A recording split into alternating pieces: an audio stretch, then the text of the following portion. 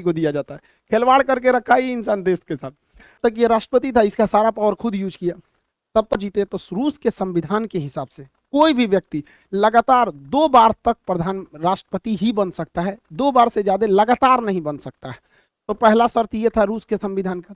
रूस के संविधान का दूसरा शर्त ये कहता था कि कोई भी व्यक्ति प्रधानमंत्री राष्ट्रपति का जो कार्यकाल रहेगा वो 4 साल का रहेगा। जैसे भारत में 5 साल का है, लेकिन रूस में 4 साल का, अमेरिका में भी 4 साल का ही होता है, वहां का भी राष्ट्रपति का 4 साल होता है। तो पुतिन राष्ट्रपति बने 2000 से 2004 के लिए।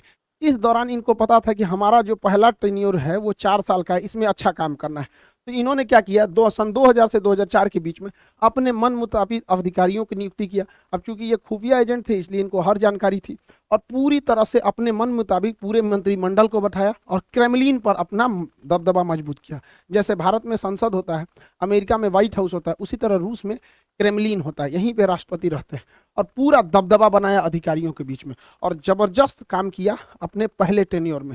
रूस की जो जीडीपी थी वो 93% की रफ्तार से बढ़ी थी। लोगों को लगता था कि भगवान मिल गया पुतिन को, लेकिन पुतिन बहुत महत्वाकांक्षी था। उन्होंने अपना पहला कार्यकाल पूरा किया सन 2000 से राष्ट्रपति के रूप में, सन 2000 से 2004 के बीच में। एक टेन्योर हो गया, 4 साल का ही होता है। दूसरा टेन्योर उन्होंने पूरा किया 2004 से 2008 के बीच में। अब यहाँ तो हो गया रूस के शर्त के हिसाब से आप 2 बार से ज्यादा नहीं रह सकते राष्ट्रपति।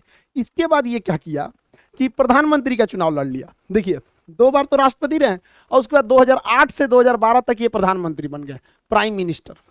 और क्या प्राइम मिनिस्टर बनने के बाद अपने एक चमचा को राष्ट्रपति का चुनाव जितवा दिए, जिसका नाम था दिमित्री मेदवेदेव। दिमित्री मेदवेदेव ये कहने के लिए 2008 से 2012 के बीच में राष्ट्रपति थे, ये कहने के लिए राष्ट्रपति थे, और उसी दौरान ये क्या थे, प्रधानमंत्री। ये इतना शातिर इंसान है कि संविधान में संशोधन कर दिया और कहा कि इस दौरान राष्ट्रपति की शक्तियां प्रधानमंत्री के पास आ जाएंगी। तो ये काम के राष्ट्रपति रह गए, और ये पूरी की पूरी शक्ति का प्रयोग 2008 से 2012 के बीच में व्लादिमीर पुतिन ने किया। अब यहीं से रूस के संविधान का वह प्रावधान भी प्रभाव से हट जाता है, क्योंकि रूस का संविधान बस यही कहता है कि कोई भी व्यक्ति 2 लगातार टर्म्स को नहीं रह सकता है।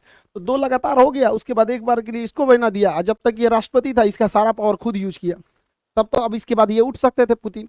अब क्या हुआ, पुतिन फिर 2012 में राष्ट्रपति के लिए खड़े हुए, क्योंकि सारी पावर राष्ट्रपति के पास रहती थी।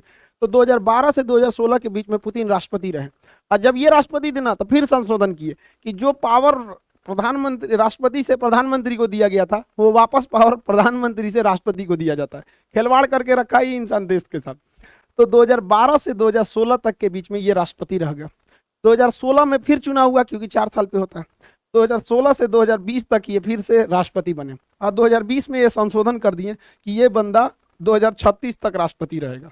अब 2036 तक कुछ सोचना नहीं है, पुतिन भैया रहेंगे राष्ट्रपति वहां पे, कोई कितनों कर ले। ये है रूस का पावर पुतिन में। पुतिन बहुत ही जबरदस्त रहा पावर के मामले में। पुतिन अपने पहले कार्यकाल अर्थात सन 2000